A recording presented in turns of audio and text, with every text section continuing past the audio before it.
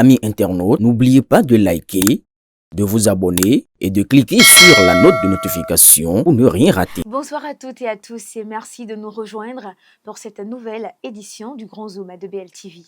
Dans ce journal, nous parlerons notamment du renforcement de la coopération diplomatique entre le Bénin, le Canada et les Émirats arabes unis, de la mise en place du Conseil d'administration du contrôle de qualité des produits de santé, de l'investissement du gouvernement dans la préparation de la rentrée scolaire 2026, ainsi que des autres faits marquants de l'actualité nationale et l'internationale.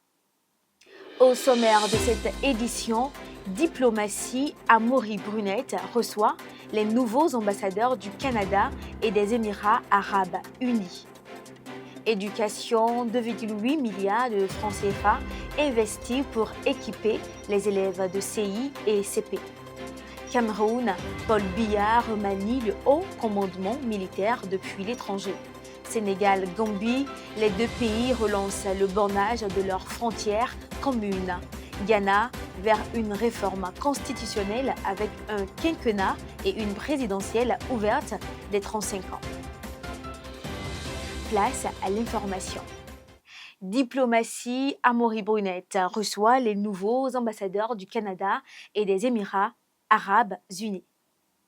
Le Bénin poursuit le renforcement de ses relations diplomatiques. La ministre des Affaires étrangères, Amaury Brunette, a reçu ce lundi 3 août 2026 les nouveaux ambassadeurs du Canada et des Émirats arabes unis venus présenter les copies figurées de leurs lettres de créance. Conteste l'ambassadrice du Canada, S.E. Madame Evedabi, a été reçue en présence du ministre délégué Hugues Oscar Lokossou et du ministre Chegoum Bakary. Objectif, les échanges ont porté sur le renforcement de la coopération bilatérale, les investissements, les échanges commerciaux et les projets de développement entre Cotonou et Ottawa. Les autorités ont également évoqué la visite attendue cette semaine de la ministre canadienne Anita Anand qui procédera notamment à l'inauguration officielle de l'ambassade du Canada à Cotonou. Deuxième audience, le nouvel ambassadeur des Émirats arabes unis, Asa Mohamed Fallah Al Katani, a lui aussi présenté ses lettres de créance avant une séance de travail consacrée aux projets de coopération déjà engagés. Les Émirats arabes unis demeurent l'un des principaux investisseurs du Golfe en Afrique de l'Ouest, notamment dans les secteurs portuaires, énergétiques et logistiques. Ces différentes rencontres traduisent la volonté du Bénin de consolider ses partenariats stratégiques et d'attirer davantage d'investissements étrangers. Sécurité sanitaire, le Bénin renforce son dispositif de contrôle avec un nouveau conseil d'administration. Le gouvernement poursuit la mise en place des organes de gouvernance des nouvelles institutions publiques. Le Conseil des ministres a nommé les 7 membres du conseil d'administration du Laboratoire national de contrôle de qualité des produits de santé, de l'eau et des aliments. Créé en mai 2026, cet établissement est désormais doté de son organe de gouvernance pour un mandat de 3 ans renouvelable. Dodji Ange Dossou a été désigné président du conseil d'administration. L'institution est chargée de garantir la conformité des médicaments, des aliments et de l'eau destinés à la consommation. Perspective, cette installation accompagne la construction d'un complexe moderne de laboratoire à Abomey-Calavi avec l'appui de la Banque mondiale. Finalité, le gouvernement entend renforcer durablement la sécurité sanitaire et la protection des consommateurs. Rentrée scolaire 2026, le gouvernement investit 2,8 milliards de francs CFA pour les élèves de CI et CP. À quelques semaines de la rentrée scolaire prévue le 14 septembre, le gouvernement accélère les préparatifs. Une enveloppe de 2,8 milliards de francs CFA est consacrée à la production des cahiers d'activités et des livrets de lecture destinés aux élèves de CI et de CP. 4 imprimeries béninoises assureront la production des ouvrages afin d'éviter les retards constatés les années précédentes. Objectif, garantir à chaque élève la disponibilité de ses supports pédagogiques dès le premier jour de classe. Cette initiative prolonge les réformes engagées pour améliorer les performances en lecture, écriture et mathématiques. Après une première phase soutenue par des partenaires, l'État béninois assure désormais seul le financement de cette opération. Enjeu, renforcer les apprentissages fondamentaux dès les premières années du primaire. Bornage contradictoire à Cotonou. La mairie interdit toute perception de frais. La mairie de Cotonou rappelle que la signature des forces-verbaux de bornage contradictoire est entièrement gratuite.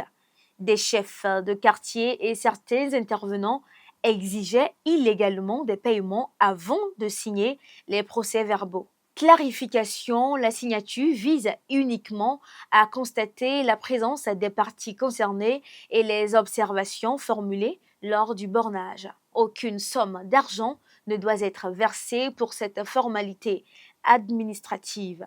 Les auteurs de ces pratiques s'exposent aux sanctions prévues par les tests en vigueur.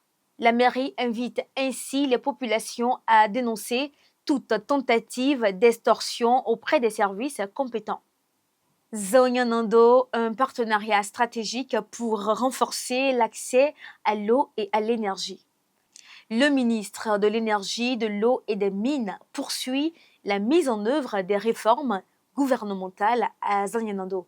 Objectif, améliorer l'accès à l'eau potable et renforcer les infrastructures énergétiques de la commune.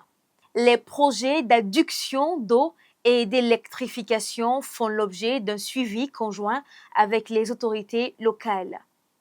Enjeu, favoriser le développement économique local et améliorer les conditions de vie des populations.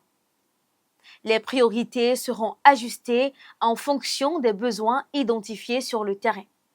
États-Unis, durcissement record des visas pour 50 pays. Les autorités américaines renforcent considérablement leur politique migratoire.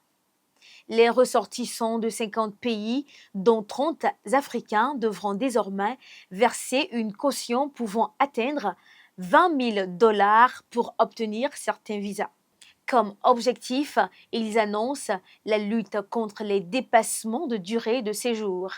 Les autorités américaines estiment que le dispositif expérimental a permis de réduire fortement les demandes de visa. Conséquence, les délivrances de visas ont fortement diminué dans les pays concernés. Cette mesure pourrait limiter davantage la mobilité des étudiants, hommes d'affaires et touristes africains. Au Cameroun, Paul Biya remanie son armée depuis l'étranger. Toujours absent du territoire camerounais depuis début juin, Paul Biya a procédé à un important remaniement militaire. Décision, plusieurs généraux de brigade ont été nommés ainsi que de nouveaux commandants territoriaux. Point marquant, le chef de la garde présidentielle est promu général de brigade tout en conservant son poste. En jeu, les nouvelles nominations concernent plusieurs zones stratégiques du pays. Comme réaction, l'opposition continue de s'interroger sur l'exercice effectif du pouvoir présidentiel. L'absence prolongée du chef de l'État continue d'alimenter les interrogations au Cameroun. Sénégal, Gambie, les deux pays relancent le bornage de leurs frontières. Après les tensions enregistrées à Boulok, Dakar et Banjul privilégient désormais la voie diplomatique. Un différend frontalier avait opposé les deux pays à la suite de la démolition d'un poste militaire gambien. Les deux États ont adopté une feuille de route commune pour reprendre les opérations de bornage. Les travaux reprendront à partir du 15 août. Objectif, délimiter clairement la frontière et prévenir de nouveaux incidents. Perspective, une campagne de sensibilisation sera menée auprès des populations vivant dans les zones frontalières. Le Ghana vers une réforme constitutionnelle majeure. Le gouvernement ghanéen poursuit sa réforme des institutions. L'âge minimum pour être candidat à la présidentielle pourrait passer de 40 à 35 ans. Autre réforme, le mandat présidentiel et parlementaire pourrait être porté de 4 à 5 ans. Justification, le gouvernement estime qu'un quinquennat permettrait de conduire plus efficacement les politiques publiques. Calendrier, les projets de loi devraient être finalisés en octobre 2026 avant un référendum prévu en 2027. En jeu, le peuple ghanéen sera appelé à trancher sur ces importantes réformes institutionnelles. Fait divers dans cette session des formations à Tchaourou, un voleur de moto arrêté en plein marché. La police républicaine a interpellé un présumé voleur de motocyclette en flagrant délit au marché de Tchaourou. Circonstance, le suspect venu de Parakou profitait de l'affluence du marché pour cibler les motocyclettes stationnées. Il a été arrêté alors qu'il tentait de démarrer une moto à l'aide d'une clé passe-partout. 2 clés passe-partout ont été retrouvées lors de la fouille. Le propriétaire de la moto de nationalité nigérienne a salué la vigilance des forces de sécurité. Le mis en cause sera présenté au procureur de la République. Ainsi s'achève cette édition du Grand Zoom de BLTV. L'actualité de ce mardi 4 août 2026 aura été marquée par le renforcement de la coopération diplomatique du Bénin avec le Canada et les Émirats arabes unis, la mise en place du conseil d'administration du Laboratoire national de contrôle de qualité dans le cadre du renforcement de la sécurité sanitaire, ainsi que par l'investissement de 2,8 milliards de francs CFA du gouvernement pour préparer la rentrée scolaire des élèves de CI et CP. Merci de votre fidélité au Grand Zoom de BLTV.